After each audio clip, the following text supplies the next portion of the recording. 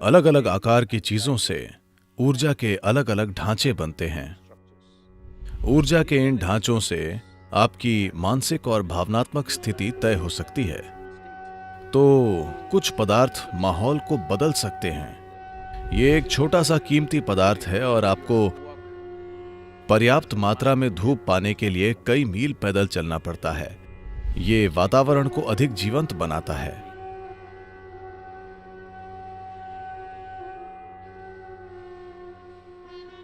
ये सवाल मेम्फिस से एशली ने पूछा है।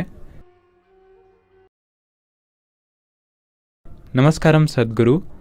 लगभग हर संस्कृति में देवताओं के आह्वान के लिए, ध्यान में मदद के लिए और सेहत और चिकित्सा के लिए धूप का प्रयोग किया जाता रहा है। जड़ी बूटियों और राल को जलाया जाता रहा है।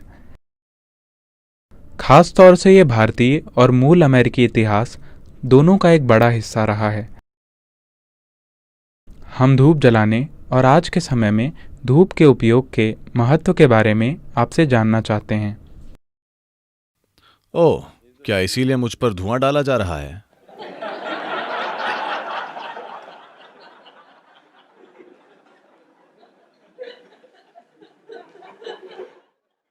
और ये सवाल भी एशली ने पूछा है।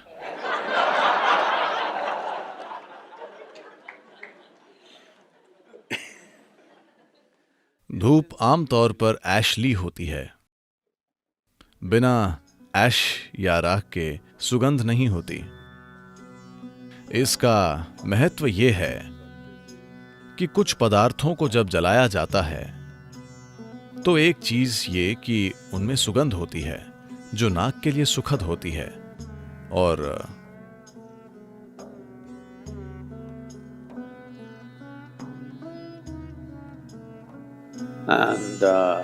incense burning is about the atmosphere, not about you. और धूप जलाना वातावरण से संबंधित है, ना कि आपसे, क्योंकि अलग अलग स्थानों पर, खास तौर से घर के अंदर, एक चीज ये है कि वहां गंध होती है, साथ ही अलग अलग तरह की ऊर्जा की बनावट होती है कमरे के आकार की वजह से।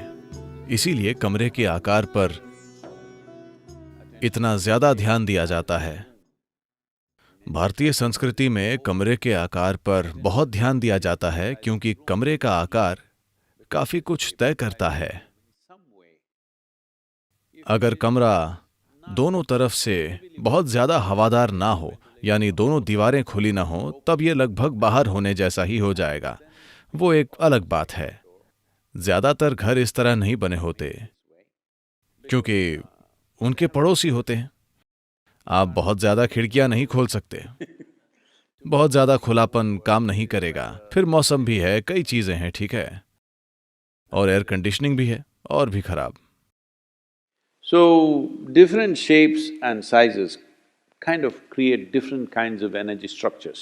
तो अलग अलग आकार अलग अलग ऊर्जा की बनावटें बनाते हैं।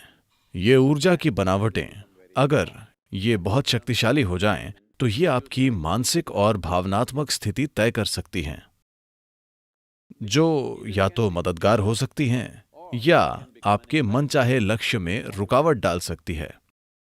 इसलिए कुछ पदार्थ जैसे कि भारत में चंदन, एक और चीज है जिसे सांब्रानी कहा जाता है, जो बहुत शक्तिशाली चीज है, जिसका इस्तेमाल बीमारी में भी किया जाता है। पहली चीज ये वही करते हैं, और अब ये पाया गया है कि इससे हवा में और सतह पर मौजूद कुछ तरह के बैक्टीरिया भी मर जाते हैं।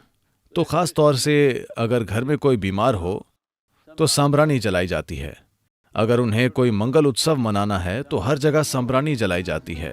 ये एक तरह का राल है जो एक पेड़ से टपकता है। इस सांब्रानी की तलाश में आप देखेंगे कि जंगल में बड़े बड़े पेड़ होते हैं। लोग इन पेड़ों के तने को कुरेद देते हैं क्योंकि वे पेड़ बाहर से ठोस दिखते हैं, पर अंदर एक कोटर होती है। आप उस कोटर में से राल टपकता पाएंगे। हमें नहीं पता, कम से कम मुझे नहीं पता कि किस प्राकृतिक कारण से ये राल बाहर आता है, पर लोग जाकर इसे इकट्ठा करते हैं। ये एक छोटा सा कीमती पदार्थ है और आपको इसे पर्याप्त मात्रा में इकट्ठा करने के लिए मीलों पैदल चलना पड़ता है, क्योंकि इन पेड़ों को पूरा तैयार होना चाहिए, यानी उन्हें कम से कम 30 से 50 साल पुराना होना चाहिए, वरना यह नहीं मिलेगा। इसका वातावरण पर जबरदस्त असर पड़ता है। इसका सुगंधित होना जरूरी नहीं है। ये एक अलग तरह की चीज है। ये हवा को शुद्ध करता है। ये वातावरण को अधिक जीवंत बना देता है। मूल रूप से चाहे जो भी संरचना हो, ये भीतर को बाहर जैसा बना देगा। अगर आप इसे थोड़ी मात्रा में जलाते हैं तो आपको इसे बहुत ज्यादा नहीं जलाना चाहिए, वरना छींक आएगी और दिमाग हिल जाएगा। घर में बस थोड़ी सी सांभरानी और आप घर के अंदर भी बाहर जैसा महसूस करेंगे, क्योंकि ऊर्जा की बनावट नहीं होगी। Especially if death happens in the family, samrani is burnt for up to 11 to 12 days because they want to clear that air completely. खास तौर से अगर परिवार में कोई मृत्यु हुई है तो 11 से 12 दिनों तक सांभरानी जलाई जाती है, क्योंकि वे हवा को पूरी तरह शुद्ध करना चाहते हैं। ये सूक्ष्म पहलू हैं। मैं अमेरिका में इनके बारे में बोलने में थोड़ा हिचकिचा रहा हूं, क्योंकि पहले से ही यहाँ नई पीढ़ी मौजूद है। जब मैं पहली बार नेशविल आया था तो किसी ने मुझसे कहा था कि सद्गुरु एक आध्यात्मिक प्रदर्शनी है। मैंने कहा, आध्यात्मिक प्रदर्शनी? भारत में भी ये 12 साल में एक ही बार होती है। नहीं, यहां तो हर साल होती है। मैंने कहा, मैं देखना चाहूंगा। उन्होंने कहा, ठीक है, चलिए। और तब दोपहर में उन लोगों ने कहा, सद्गुरु, हमने आपके बोलने के लिए भी समय ले लिया है। मैंने कहा, बहुत बढ़िया। मैं पहली बार अमेरिका गया था। मैंने सोचा, आध्यात्मिक प्रदर्शनी, और मैं वहां गया। एक बहुत बड़ा पंडाल था और वहां जोर शोर से देसी संगीत बज रहा था। बेशक ये वही ग्रुप था जिसे वहां कम ही लोग सुनते थे। शायद शाम को दूसरे जाने माने ग्रुप आने वाले थे। दोपहर में स्टेज खाली था, साउंड सिस्टम सभी के लिए उपलब्ध था, तो वे शोर मचा रहे थे। मैंने कहा, ठीक है, आध्यात्मिक प्रदर्शनी, ठीक है, संगीत एक सांस्कृतिक चीज है, मैं जाकर आध्यात्मिक प्रदर्शनी देखता हूं। मैं अंदर गया। कोई नहाने का आध्यात्मिक साबुन बेच रहा था। मैंने कहा, वाह। कोई आध्यात्मिक पत्थर बेच रहा था, कहीं से लाया गया कोई पत्थर जो आध्यात्मिक था। इस तरह जड़ी बूटियां, ये वो, शायद वहां कोई टूथब्रश भी था।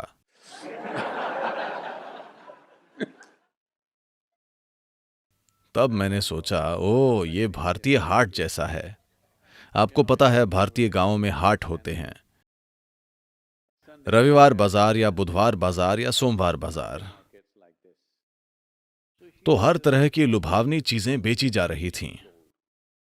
वहां एक जड़ होगी, बस इतनी सी, वो इस तरह मुड़ी हुई होगी, वो सीधी नहीं होती। इसे उंगली से नहीं बताया जा सकता। तो ये एक जड़ है जो आपको अदृश्य बना सकती है। आपको इसे मादा वेल के बाएं जबड़े की हड्डी के साथ पीसना है।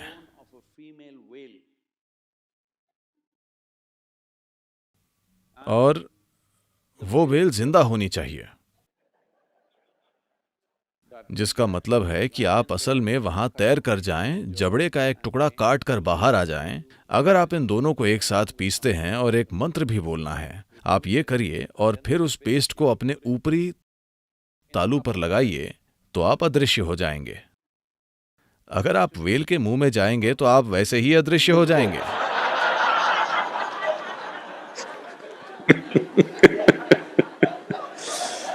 फिर मैं समझा, ये तो किसी भारतीय हाट जैसा है। वहां वे हर तरह की आकर्षक धूप बत्तियां भी बेच रहे थे। धूप से एक तरह का असर होता है, पर उसे ज्यादा मत जलाइए। उससे वातावरण थोड़ा बदलता है। उसे बहुत बड़ी चीज नहीं मानना चाहिए। उसका एक तरह का असर होता है।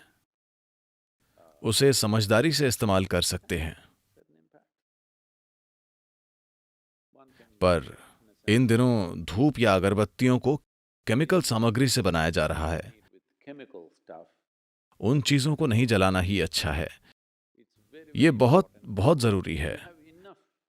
पहले ही सड़कों पर बहुत केमिकल वाली चीजें हैं। उद्योगों में, कारखानों में, जहां शायद आप काम करते हैं, हर जगह बहुत केमिकल उड़ रहा है। कम से कम अपने घरों में केमिकल से बनी धूप बत्तियां मत जलाइए, क्योंकि मुझे लगता है बाजार में उपलब्ध लगभग 70 या 80% अगरबत्तियां केमिकल हैं। जलाने से पहले आपको ये देखना चाहिए। ये बहुत बहुत जरूरी है, क्योंकि बंद दीवारों में अगर आप केमिकल जलाएंगे तो उसका बहुत ज्यादा गलत असर होगा। तो प्राकृतिक राल या प्राकृतिक तेल जैसी चीजों का इस्तेमाल होना चाहिए, जिससे अच्छा असर हो, हल्का सा असर। अगर उसकी जरूरत हो तो इसका असर जरूर होता है।